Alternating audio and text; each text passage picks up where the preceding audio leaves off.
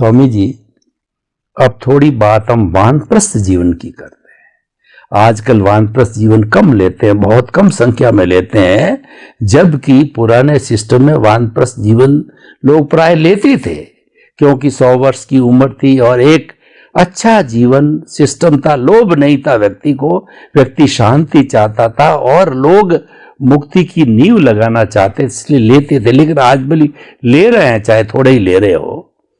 वानप्रस्थ को जीवन है, उसमें संन्यास नहीं होता है।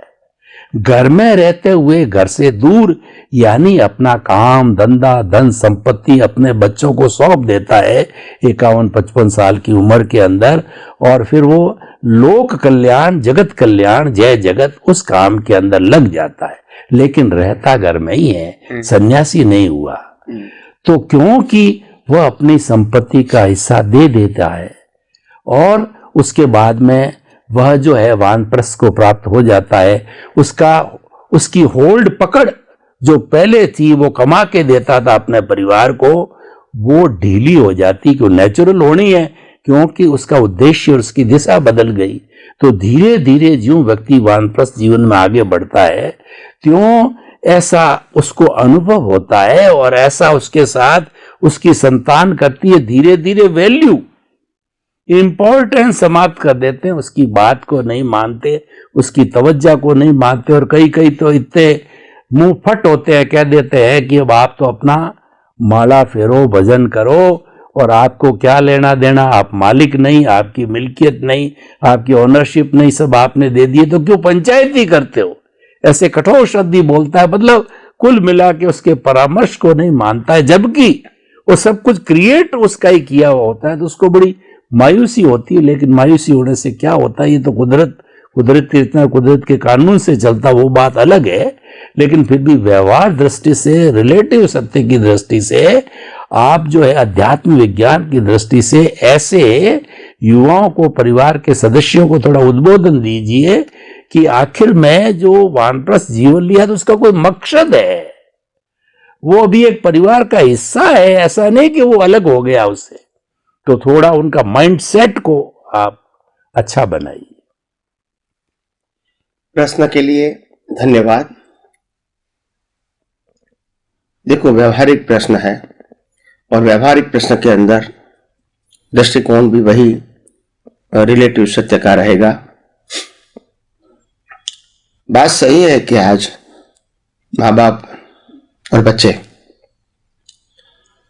जो व्यवहार में, जब बच्चे पैदा होते हैं तो माँ बाप का जो अतिरेक होता है बच्चे के प्रति, ये ठीक नहीं है। अति ज्यादा लालन पालन, अति ज्यादा सुख सुविधा, अपने आप को निचोड़ के बच्चे के लिए सब कुछ करना, यह एबव नॉर्मल हो गया। एबव नॉर्मल होना चाहिए। हमको मालूम है आज से 50 साल पहले, 60 साल पहले, 17 साल पहले हम जिस तरह पैदा हुए और बड़े हुए, वो कहानी हम सबको मालूम है। जिस प्रकार से हमारे माँ बाप हमको 4, 5, 6, 7 बच्चे को रखते थे, वो हमको मालूम है। इतना लालन पालन, इतना अटेंशन, इतना चीजें देना, वस्तुएं देना, सभी इच्छाएं पूरी करना, वो था ही नहीं। क्या उस समय हम दुखी थे? नहीं थे। तो माँ बाप की भी एक प्रकार की एक कमजोरी है कि बच्चे को ज्यादा लालन पालन मत करें। सुविधा दे, वो अच्छी बात है, मगर लालन पालन इतना उनको ट्रेन होने दे। प्रैक्टिकल जीवन में जो कहे वो देते जाएंगे, जो कहेंगे वो देते जाएंगे, फिर क्या होगा? हर इच्छा को पूरी करना वो तो रामकृष्ण महावीर के लिए भी संभव नहीं था, हम सबको मालूम है। और इसीलिए पहले से ऐसा ट्रेन करो कि जो जरूरी चीज है वो उनको देना चाहिए, जो जरूरी चीज नहीं है उसको कैसे टाला जाता है वो भी हमको समझना पड़ेगा, ताकि उनके दिमाग में ये बात भी होना चाहिए कि मैं जो कुछ भी इच्छा करूंगा सिर्फ मनोरंजन नहीं होना चाहिए, चॉइस नहीं होनी चाहिए, जरूरी भी होना चाहिए। ये दिमाग में सेट करना माँ बाप का काम है।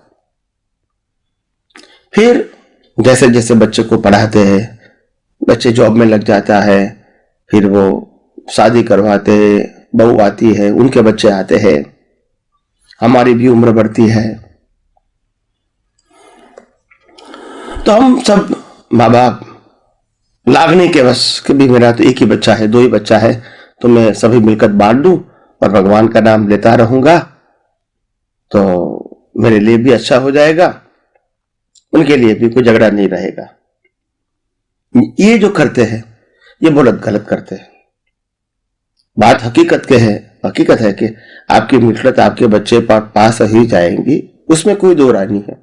ये हमारा सोशल ट्रेडिशन है, सामाजिक व्यवस्था है, उसमें मना नहीं करता हूं, मगर जीते जी देने से क्या फायदा बताइए मेरे को। जब भी बच्चे को तकलीफ आएगी, आपके पास पैसा है, आपके पास आता है, उनको दो, हेल्प करो। इनको मालूम होना चाहिए कि आज भी माँ बाप की हेल्प के बिना मैं नहीं जी सकता।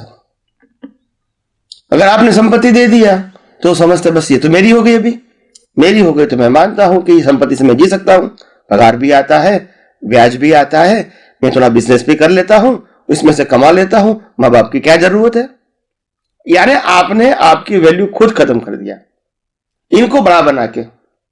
वो बड़ा बन गया, फिर आपको तो आप तो छोटा ही थे, छोटे अपने आप हो गए उनकी नजर से, क्योंकि अभी आपके पास कोई मिल्कियत नहीं है देने के लिए, अभी आपके पास कोई सूझबूझ नहीं है काम करने के लिए, और उनको आपकी सलाह की जरूरत नहीं जो आपके पास है अनुभव।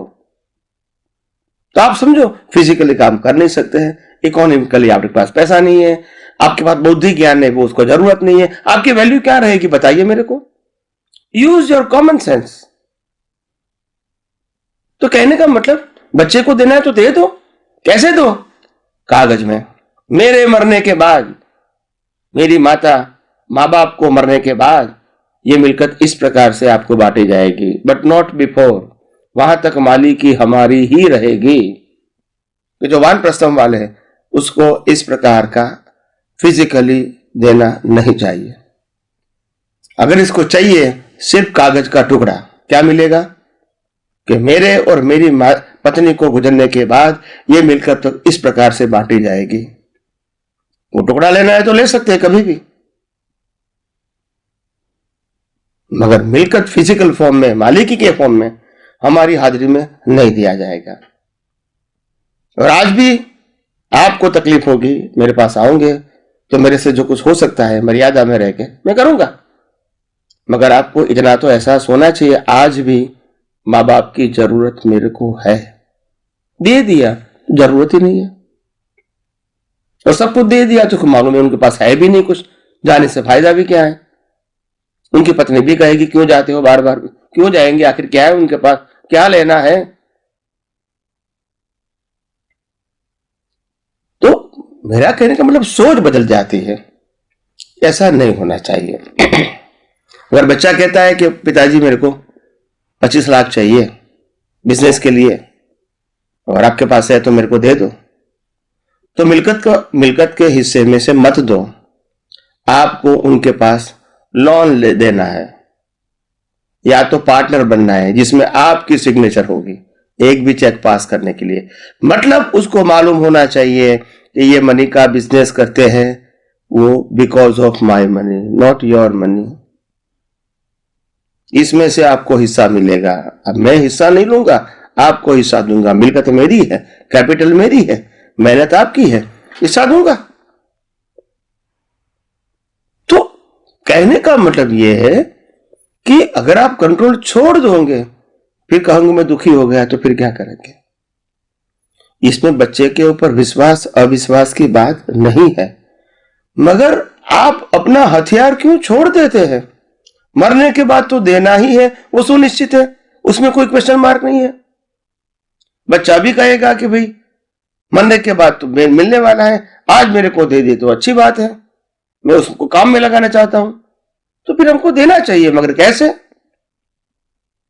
पार्टनर या लोन, और वो भी ऑफिशियल।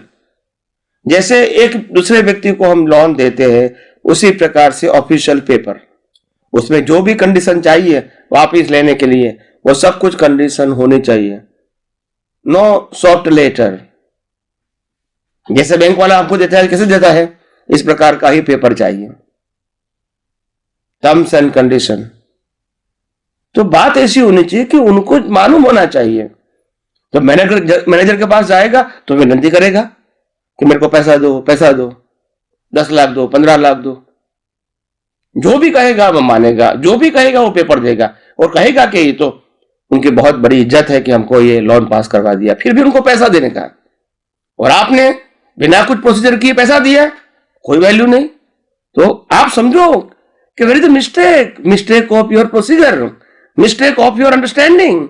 ये बात आज नहीं तो कल समझनी पड़ेगी। ये प्रोसीजर की बात है, अंडरस्टैंडिंग की बात है, लेने देने की बात नहीं है। वो सेकेंडरी मैटर है। बैंक वाला भी देता है, आप भी देता है। बैंक वाला नहीं फंसता है, आप फंसते हैं। वाई? बैंक वाला की इज्जत करता है, ब्याज देता है, आपकी इज्जत नहीं करता है। वाई? समझना नहीं पड़ेगा कि मिस्टेक प्रोसीजर की है। तो कहने का मतलब यह है कि हमको अपने आप के लिए जागना चाहिए, जागृत होना चाहिए। हम किसी का बुरा नहीं चाहते हैं, बुरा करना भी नहीं चाहते। सब लोग अपना भविष्य लेकर ही आए हैं और इसीलिए, और खास करके परिवार की बात होती है तो एक दूसरे को हेल्प करना हमारी फर्ज भी होती है। उसके लिए मैं मना नहीं करता हूं, मगर फर्ज देने की जो प्रोसीजर है वो ऐसी होनी चाहिए कि उनको भी मालूम होना चाहिए कि मेरे को बार बार आज भी माँ बाप की जरूरत होती है।